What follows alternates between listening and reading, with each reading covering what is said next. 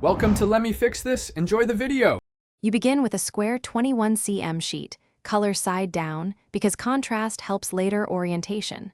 First, make a sharp central valley crease. This defines the fuselage. Once done, fold both diagonals to 1/2 points to mark wing bases. Accurate alignment matters for flight balance. Make sure to press each crease firmly. Crisp folds lock shape. Then unfold to the central crease, and proceed immediately to collapse the preliminary bases using those guide creases.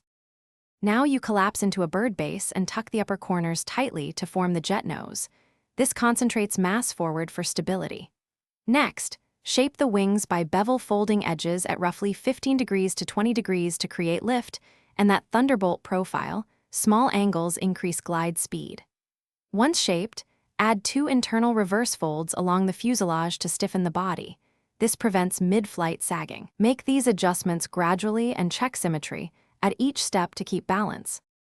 Finish by sharpening the leading edges and adding tiny micro tabs at the wing trailing edges for thrust control.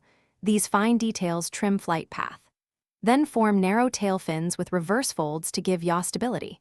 Symmetry here is crucial, so measure by eye.